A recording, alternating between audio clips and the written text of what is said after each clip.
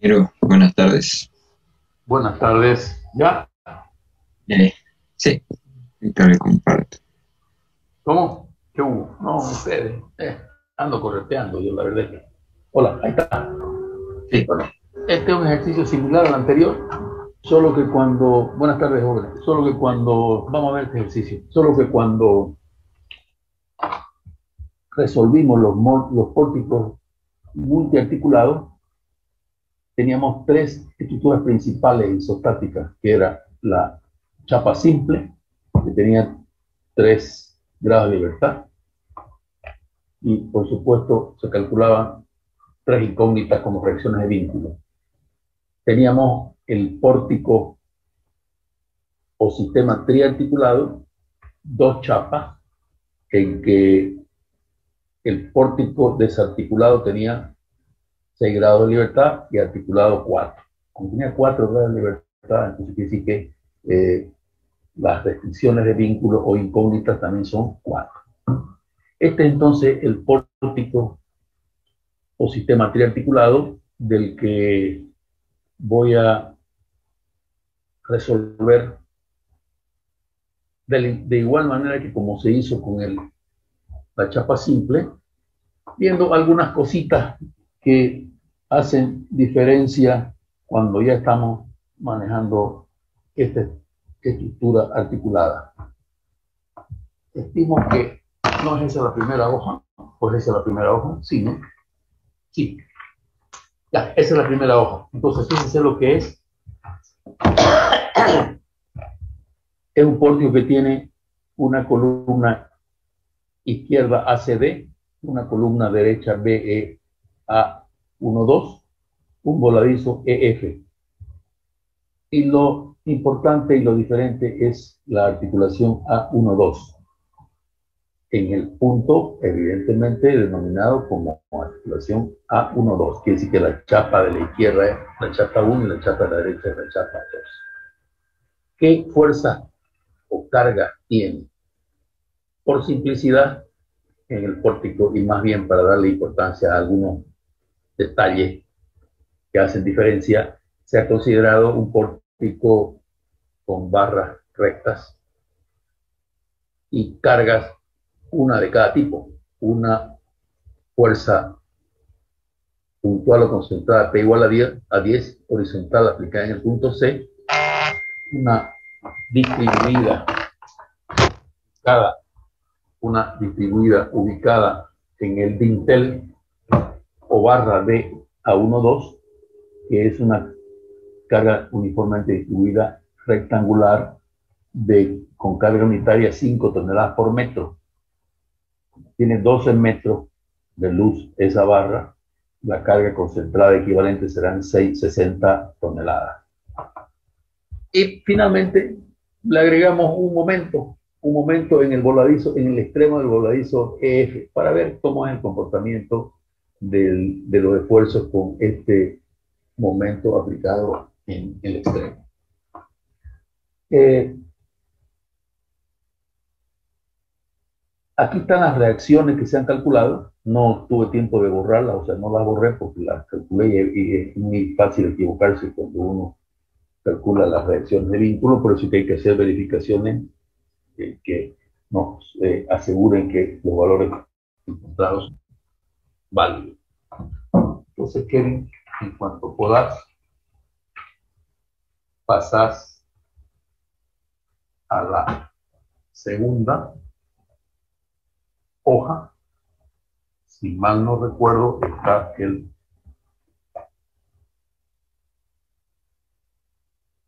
ese. Exacto.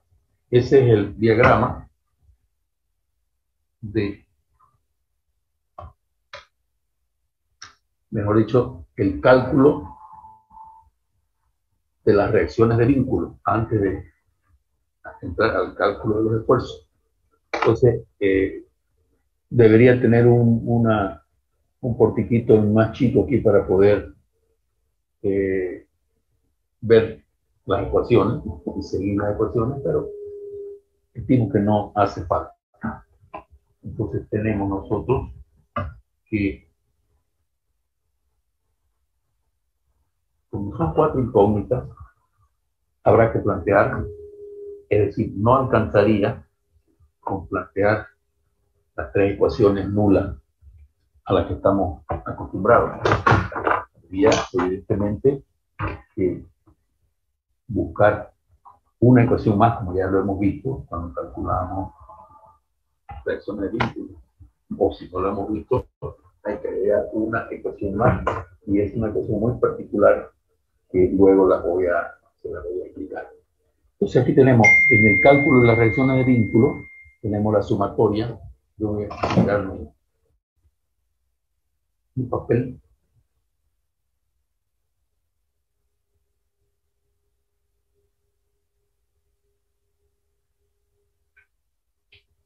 Tenemos, luego de haber encontrado luego de haber dispuesto las reacciones incógnitas HA, B sub A, HB y B sub B, se plantean las siguientes ecuaciones recorriendo el pórtico desde el punto A, subiendo ascendentemente y haciendo una trayectoria tipo círculo o circunferencia, A, C, D, etc. Entonces tenemos que recorremos las fuerzas, vamos recorriendo, y las fuerzas horizontales que encontramos son HA, incógnita, positiva en el dibujo ya la tengo tachada porque se le calculó la ecuación y dio negativa. Entonces HA más 10, que es la carga P, más HB igual a 0. Esta sería la primera ecuación de fuerzas horizontales nula. La segunda ecuación será sumatoria de B sub I igual a 0. Fuerzas verticales activas y reactivas, también ecuación nula. Y tenemos, recorriendo de la misma manera el pórtico, tenemos B sub A, que va hacia arriba, más, fíjense que la carga unitaria de 5 toneladas por metro está dirigida hacia arriba, por lo tanto es una carga positiva. Así tenemos entonces que B sub A más 12 por 5, más la otra carga vertical que también va para arriba, B sub B igual a 0. Entonces aquí ya nosotros tenemos una segunda ecuación con dos incógnitas, B sub A y B sub B. Asimismo, la primera ecuación, la 1, fue una ecuación con dos incógnitas, HA y HB. Planteamos entonces una ecuación ordinaria de nulidad de momento con respecto al punto B. Normalmente se plantean las ecuaciones con respecto a los puntos. Entonces, a los puntos de apoyo, el punto B es un punto de apoyo, por lo tanto, sumatoria de los momentos con respecto a B igual a 0, y ahí tenemos que A por 12 positivo más 10 por 5, que es la fuerza P positivo, más 60 por 6 también positivo, que es la carga sustituta concentrada de la carga uniformemente distribuida rectangular, y ese momento que ya es un agregado al ejercicio, ese momento simplemente se lo coloca de acuerdo a la convención de signos adoptada, positivo según el giro de las agujas del reloj y negativo en sentido opuesto. Entonces, como es según la manecilla del reloj, positivo. Así entonces, esa ecuación sumatoria de MI con respecto a B la desarrollamos, y fíjense ustedes que la única incógnita que hay es la B sub A por 12, ¿de acuerdo? Es la B sub A, es la única incógnita que se tiene, porque tanto H sub B como B sub B se anulan porque el momento se lo tomó con respecto a ese punto. Entonces aquí obtenemos, luego de resolver esa ecuación, porque se constituye ya en una ecuación independiente con una incógnita, vemos que B sub A es igual a 35.166. 35.166, pero nos dio con signo negativo. Este 31.566, 35.166, al ser negativo nos vamos directamente a la figura y le cambiamos el signo. Y aprovechamos de igual manera, como ya tenemos de B sub A para ir a la ecuación 2, como se indica ahí la flechita con el redondito 2, para despejar ya una de las dos incógnitas conociendo B sub A. Entonces B sub A es igual a menos 35,166, que en el dibujo la cambiamos el sentido y obtenemos ya en la ecuación con ese sentido cambiado, o mejor dicho, con el signo ya negativo, obtenemos que B sub B es igual a más 24,834. Entonces, B sub B siendo también, a ver, 24 negativo también, ¿no? También es negativo, ahí me falló el signo, también es menos 24,834, pero ese signo no lo tengo en el dibujo, no lo he colocado bien, pero es también negativo, quiere decir que las dos reacciones B sub A y B sub B van hacia abajo. Exacto, gracias. Si rápidamente hacemos un chequeo de las cargas verticales, tenemos que menos 24 menos 35 da igual a menos 60 y más 60 es la carga Q sub 1, entonces ahí ya hay una primera verificación inmediata. Con ese B sub B, fíjense que todavía nos quedaría una incógnita por develar, porque solamente tenemos resueltas dos incógnitas, ¿verdad? B sub A, B sub B. Nos quedarían develar las incógnitas en otro sentido. Si ustedes estudiaron en práctica 1 un sistema triarticulado y lo resolvieron gráficamente, pueden ustedes recordar o recordarán que la articulación entre dos chapas es el nexo que transmite la influencia de lo que ocurre en una chapa en relación a la otra. Y ese nexo o esa influencia, como lo vimos en los pórticos multiarticulados, como reacción tenía un sentido y una dirección, y como influencia, recuerden, tenía la misma dirección pero sentido opuesto. Quiere decir entonces que yo puedo reemplazar todas las fuerzas que hay a la izquierda de la articulación A1, 2, todas las puedo reemplazar por una única fuerza que sería la influencia o la reacción de la chapa S1 sobre la chapa S2. Entonces, si yo planteo momento con respecto a esa articulación, esa fuerza llamada influencia de S1 sobre S2, al pasar por la articulación A1, 2, tiene momento nulo. Entonces me permite plantear una ecuación como la 4 con las cargas de un solo lado, solamente con las cargas de la chapa S2. Entonces fíjense que al plantear la ecuación sumatoria de MI con respecto a 1, 2, y le he puesto derecha, es de todas las fuerzas que están a la derecha de la articulación A1, 2. Planteando entonces, fíjense que se convierte en tan sencilla la ecuación porque solamente tenemos la fuerza HB, que produce un momento negativo menos HB por 10, más el momento 12. Ese momento se lo maneja de esta manera como estamos tratando los diagramas de momento vector. Entonces, obtenemos que HB es igual a 1.20. Ese 1.20, como ustedes ven, es el signo correcto y va de izquierda a derecha. Entonces, si ustedes también rápidamente pueden hacer una suma de HB, HA y P, van a tener que menos 11.20 más 10 más 1.20 da 0. Quiere decir que inmediatamente hemos logrado verificar que la sumatoria de las fuerzas horizontales es igual a 0.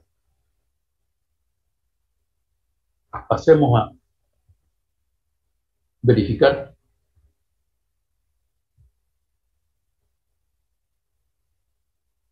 Esta es una ecuación muy importante porque ya hemos calculado las reacciones de vínculo y tenemos que verificar o certificar que esos valores encontrados para las reacciones de vínculo son correctos. Entonces, fíjense que estamos tomando un momento con respecto al punto A. Lo hacemos con respecto al punto A porque se nos anulan por lo menos las dos B sub A y H sub A. Entonces se plantea la ecuación con P sub P por 5, que es 10 por 5, menos la carga 60 por 6, estamos tomando un momento con respecto al punto A, perdón, con respecto al punto A, sí, no, es un ratito. Sí, esta es la hoja, sí. 10 por 5. No, rectifico. Hay un detalle que es muy importante. Antes de lo que estaba diciéndole, este valor de momento lo estamos tomando con respecto a la articulación. A ver, espérenme que vea cuánta fuerza hay. 10 por 5 menos 60 por 6. A ver, 10 por 5. A ver, no, quiero ver la ecuación. Esa. A ver, 10, déjame, yo tengo aquí mi hojita. 10 por 5 menos 60 por 6. 10 por 5 menos 60 por 6 más 24 por 24.834 por, ¿cuánto dice? Por 12, ¿no? Por 12. Entonces, entonces es una sumatoria de momento con respecto a, ¿no? ¿De acuerdo? Sumatoria de momento con respecto a. Entonces aquí he hecho una barbaridad que la vamos a rectificar. ¿Qué significa al verificar los momentos? Creo que esta ecuación la planteé mal. A ver, ¿qué hay en la próxima hojita?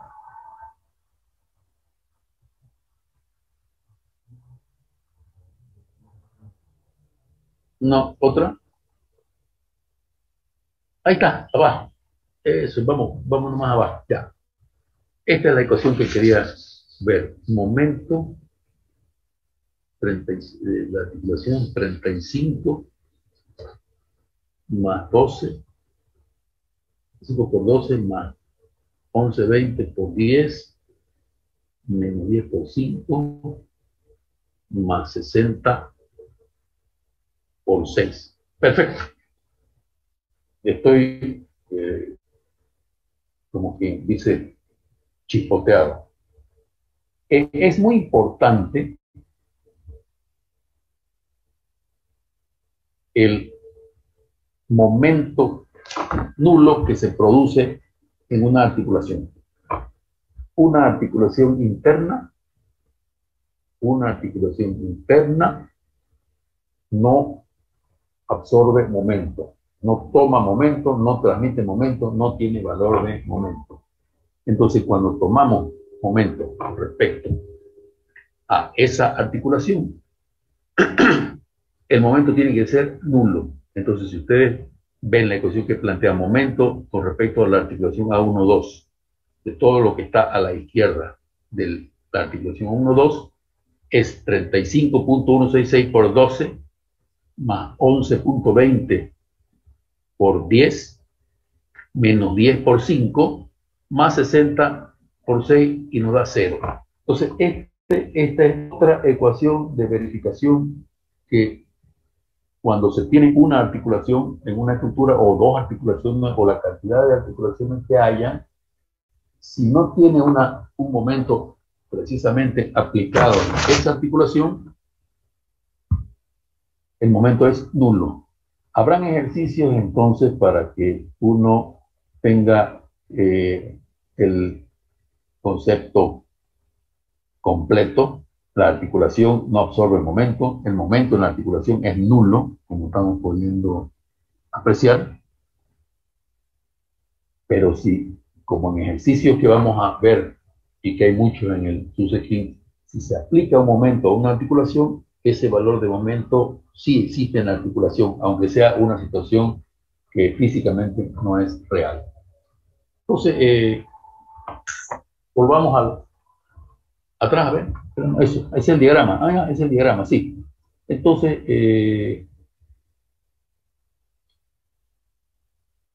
de interés que el momento en la articulación es nulo, que el momento aplicado se lo maneja simplemente con un número y su sentido, y veamos el diagrama de momentos que hemos trazado para este caso.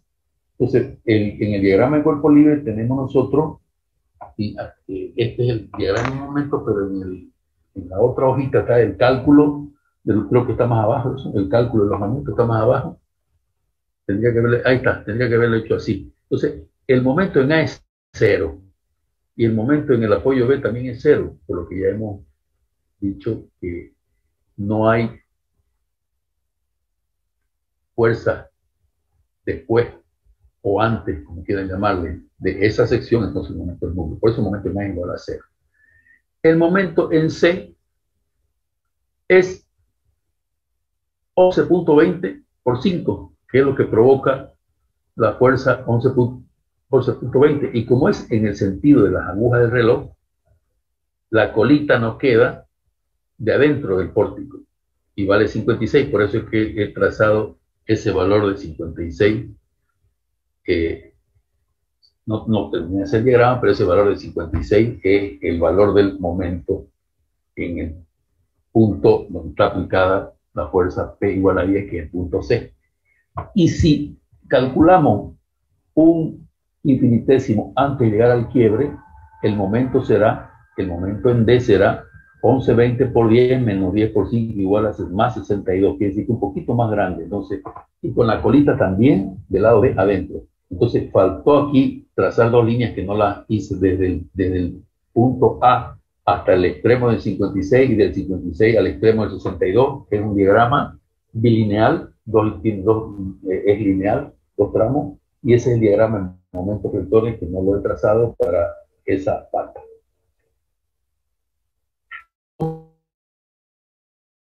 Si hemos obtenido ese 62 hacia adentro,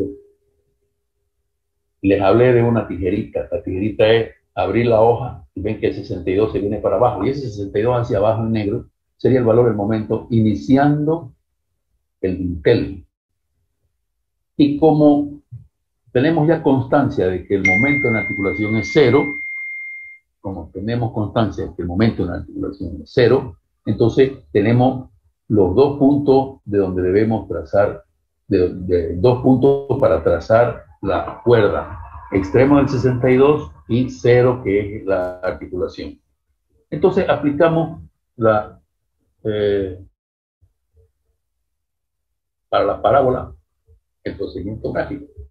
En la mitad de la cuerda, mejor dicho, de L sobre 2, trazamos dos veces QL cuadrado sobre 8, que arriba está medio borroso, pero da un valor, no está indicado el valor que veo ahí. Bueno, pero QL cuadrado sobre 8 no lo puse ya. QL cuadrado sobre 8 da desde la cuerda hacia abajo dos veces QL cuadrado sobre 8. Entonces obtenemos el vértice inferior como el extremo o punto donde nacen las dos semitangentes a la parábola. La primer tangente es del extremo del 62 hasta ese punto y la otra es la articulación hasta ese punto. Entonces dividimos en 8 partes, que es lo usual, cada una de esas semitangentes, y procedemos a hacer el diagrama del momento vector. Fíjense que ahí tracé una flechita, o sea, una línea con doble flechita. Esas son las ordenadas del momento vector. Quiere decir que desde la horizontal del dintel hasta la parábola, esas son las ordenadas del momento vector. Y bueno, yendo a la pata de la derecha,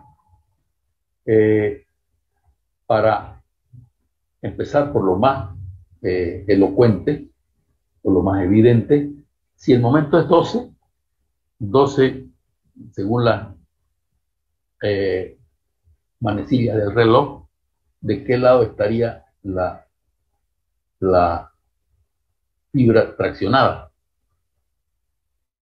Estaría del lado de arriba. Entonces, como es constante, desde el punto F hasta el punto E, trazamos ese plano. Y para simplificar el trazado, vemos cuánto vale el momento en el punto E, pero yendo de abajo hacia arriba. Yendo de abajo hacia arriba, solamente tenemos el momento que nos produce la fuerza 1.20 horizontal HB. Y ese 1.20 por 5 nos da el valor del momento, que es 6, ¿no? 12 por 5, 1.20 por 5 nos da 6. Ese 6, por la dirección o por el sentido que tiene el momentito, hay que dibujar la fibra traccionada del lado de adentro. Entonces, la ordenada de momento es igual a 6. Como no hay cargas ni fuerzas que interrumpan o que estén aplicadas en la barra BE, entonces el diagrama es simplemente lineal, de 0 a 6.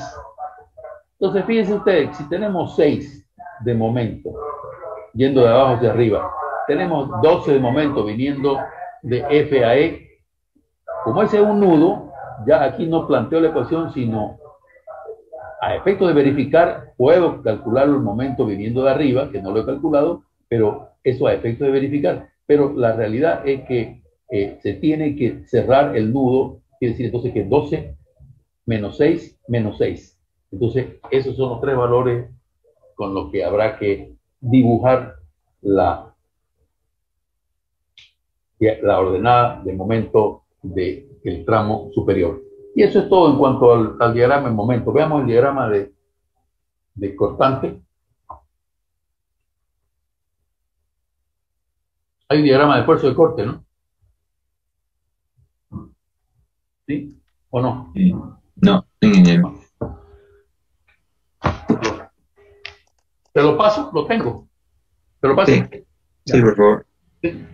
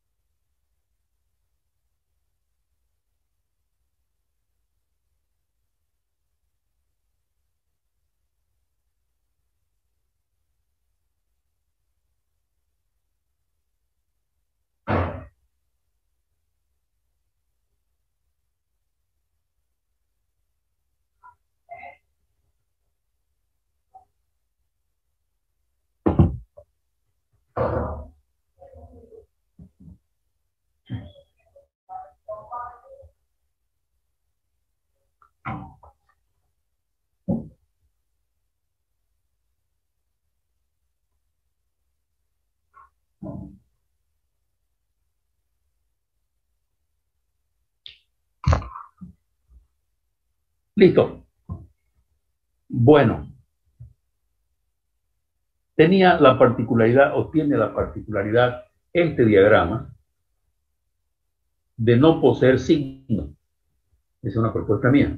Entonces, simplemente nosotros, a medida que van apareciendo las fuerzas, en horizontal y en vertical, o normal a la barra, vamos en escala representándolas.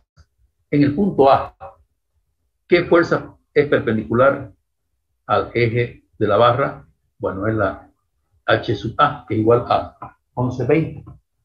Entonces, ese 1120 en escala lo sacamos de A hacia la izquierda, que es el sentido que tiene 1120. Y luego ascendemos por la barra AC buscando otra fuerza que cambie este valor de 1120. Sin embargo, no existe ninguna otra fuerza hasta el punto C que modifique este valor de 1120. Quiere decir que el cortante entre A y C vale 1120.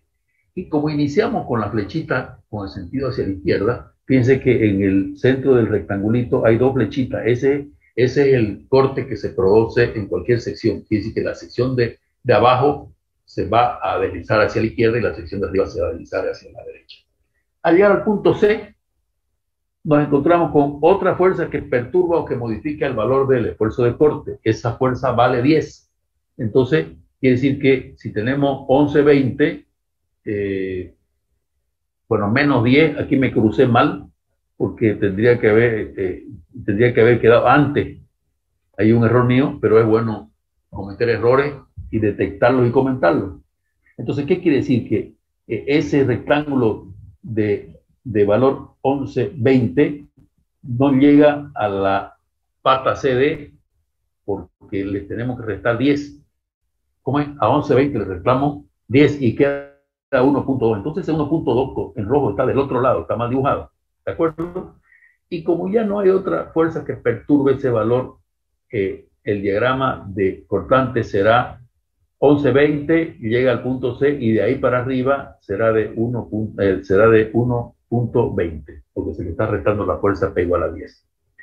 Nos vamos luego y ya no hacemos tanto detalle ante el quiebre, después del quiebre, porque ya eso lo pudimos haber visto en el ejercicio que ya habíamos detallado en la anterior clase. Entonces, tenemos que ver qué carga o qué fuerza hay perpendicular al inicio del dintel de articulación. Hay solamente la fuerza 35.166 que la acarreamos desde arriba, desde abajo, mejor dicho, y la colocamos en la sección inicial.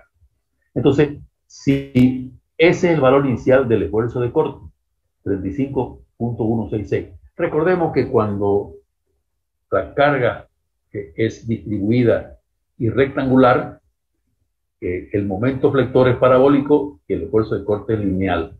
Entonces, ¿cómo trazamos el diagrama de esfuerzo de corte cuando tenemos una carga rectangular? Simplemente el valor de la carga lo trasladamos al final y en este caso, ¿cuánto es lo que le reduce a 35.166?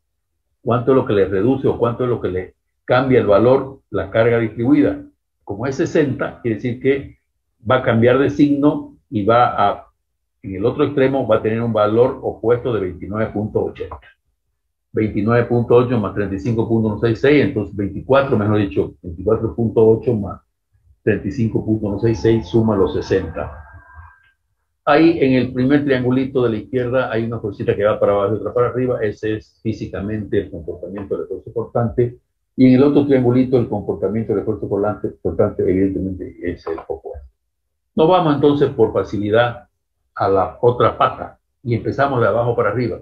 Solamente tenemos una fuerza que produce el cortante, que es la fuerza 1.20, y la dibujamos de izquierda a derecha porque es el sentido que tiene la reacción, que en este caso es el esfuerzo de corte. Y nos vamos hacia arriba y no existe ninguna otra fuerza que tenga ese valor 1.20. Entonces, con eso llegamos y definimos el valor del esfuerzo de corte en el extremo superior.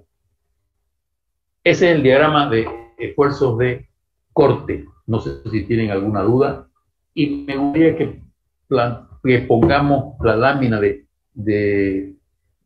donde están todas las reacciones.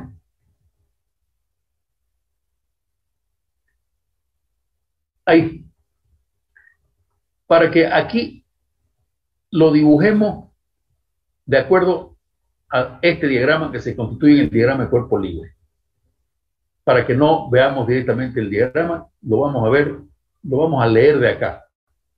Entonces, vamos a ver cómo se construiría el diagrama de esfuerzos normales. Empezamos por A. ¿Qué carga o qué fuerza actúan en A provocando tracción o compresión? Solamente tenemos la fuerza B sub A, ¿no es cierto? Que vale 35.166. ¿De acuerdo? Entonces, esta fuerza evidentemente produce tracción. ¿Qué signo le asignamos a tracción? Positivo. Entonces, el diagrama lo trazamos hacia adentro o hacia afuera, pero le ponemos el signo de la tracción que es positivo. Entonces, en una escala conveniente, dibujamos una ordenada perpendicular. En el corte coincide el sentido de la ordenada con el sentido de la fuerza de corte. Acá no, acá es al revés. O sea, no es al revés, sino que es perpendicular, pero no hay otra forma de representarlo. Entonces, ese valor de tracción o de esfuerzo normal de 35.166, ascendemos desde A hasta C y D y no se modifica. Quiere decir que toda la pata ACD tiene un valor de esfuerzo normal igual a 35.166 y de signo positivo por ser tracción. ¿Qué hacemos? Nos vamos hasta D y vemos qué fuerzas producen tracción o compresión en el punto D.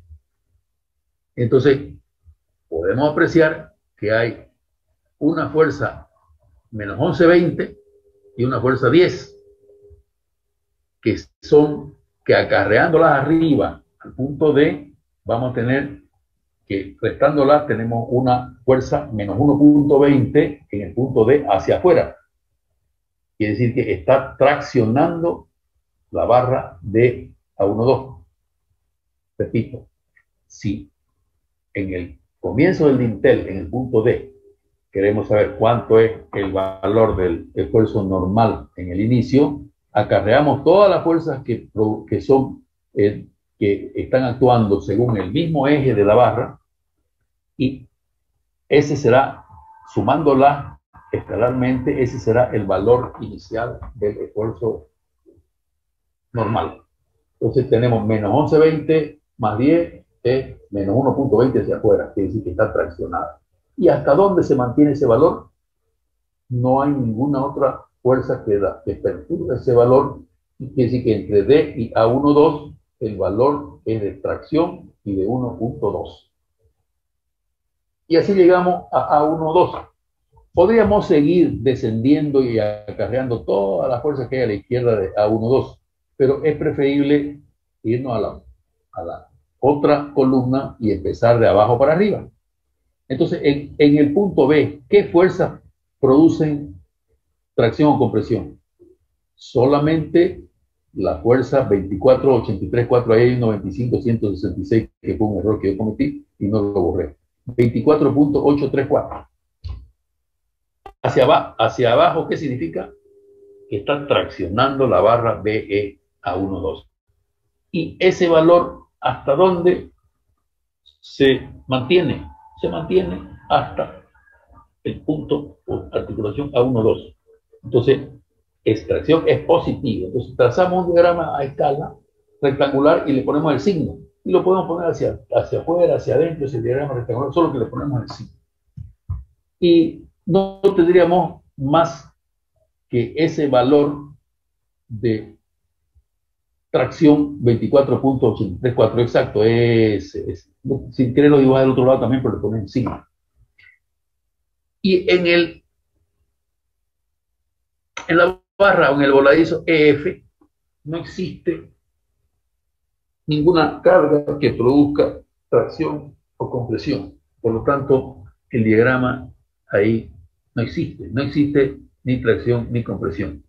Entonces, quiere decir que rebobinando, la primera pata está sometida a un valor de 35.166 de tracción, el dintel está sometido a una carga de tracción de 1.2 y la pata de la derecha está sometida a un esfuerzo de tracción de 24.834.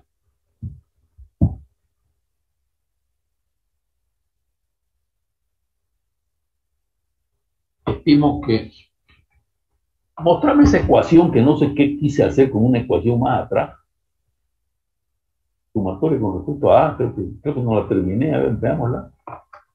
Hicimos con respecto a la articulación, a ver, S 10 por 5 con respecto a A, 10 por 5, ¿sí? Menos 60 por 6,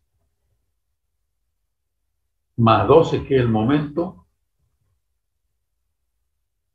más 24.834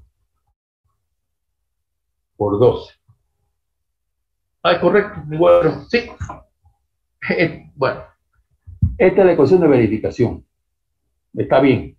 Recuerden ustedes que se toman momentos con respecto a cualquier punto Si la ecuación cumple con su nulidad, quiere decir que las reacciones encontradas son correctas. Entonces, por eso es que aquí esta ecuación dice de verificación y yo medio que me chispoteé con la articulación. Pero fíjense, esta ecuación es momento con respecto a A y son la P igual a 10 por 5 positivo menos la carga Q1 que vale 60 por la mitad del Intel que es 6 más 12 que es el momento aplicado que se lo coloca tal cual más la reacción que es 24.834 por 2 y da igual a 0. Entonces, quiere decir que hemos trabajado bien. ¿Qué? ¿Dio 0? Ah, vos me estás controlando, ¿no? ¿Dio 0? Bueno, Aproximadamente cero. Aproximadamente cero. ¿hasta Prácticamente cuánto cero. más 0 querés que sea? Hasta ahí sería. Pero sí, es cero. Espera un segundo.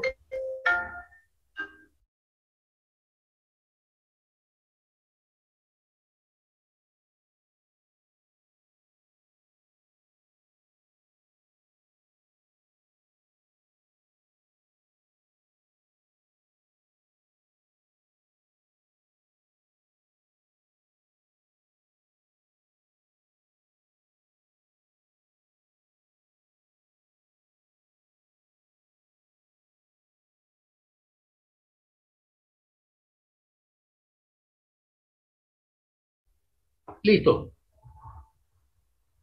Jóvenes. Hola. Sí, ingeniero. No vale así con una poderosa máquina, pero 0.008 es 0 de aquí a la luna. ¿No? Entonces, ¿por qué aparece, fíjense, y valga el momento, que aparece ese 0.008? Hemos considerado dos cifras con tres decimales, ¿no es cierto? Una que es 24.834 y otra que es 35.166. Entonces, ¿dónde debe fallar la precisión? Para que sea correcto el resultado, puede haber un error en el tercer dígito. De aquí, los dos primeros dígitos están sin error y el tercero, por teoría de errores, tiene un error mínimo, ¿no? Es ese 8. Si lo hubiéramos hecho con 4 decimales, probablemente hubiera sido el resultado 0.000 algo. Eso es. Eh, este pórtico que hemos visto es la segunda